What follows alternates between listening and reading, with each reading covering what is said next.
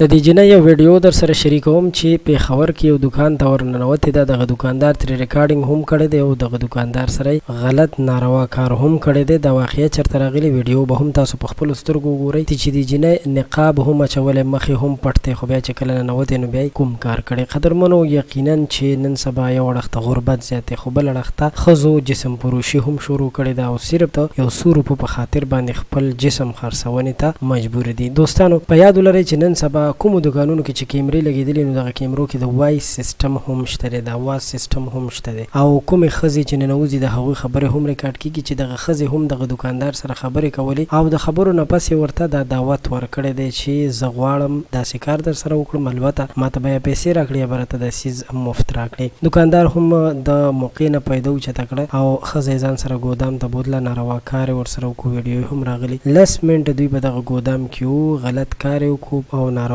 کار یې وکړو. دوستانو، داسې نه ده چې ګینې هر کار د انسان په خپلو سترګو باندې وویني او هغه دې وګوري، بلکې دوی د نامحرم سړي او ښځې 10 منټه چې دوی ګودام ته تلي دوی پکې دغلته نور څه کول، خو همدغه چې غلط کار به یې کول. د هغه سړي چې راوتله ښځې سره یو دوه ګلدانونه په لاس کې چې دا د ګلدانونو دکان او د دغه ځای نه راووتله، د دغه ګودام نه راووتله. نو دا واقعیت چې دا ورځ تر بلې ډېرېږي. هر سړي ته پکار دی چې یو پښتون وي او یو غیرتي انسان وي، نو هغه باید ښځه داسې یوازې هېڅکله هم بازار ته پرېنږدي، که نه نو بیا به دغسې حادثات مخې ته راځي. داسې کارونه به کېږي چې بیا د دې کارونو مخنیوی ځکه ګران دی چې ښځې یو ځل په دې کارونو باندې عادت شي، نو هغوی بیا هېڅکله هم د دې کار توبه نه وباسي او دې کار کې بیا نور هم هغوی ورننوځي او دې کار سره عادت کېږي. نو دا ویډیو مې د یو عبرت په شکل تاسو سره شریکول غوښتل. امید لرم چې زما په پیغام به تاسو پوه شوي. ویډیو لایک کړئ، آینده ویډیوګانو لپاره هم زموږ چینل سبسکرایب کړئ.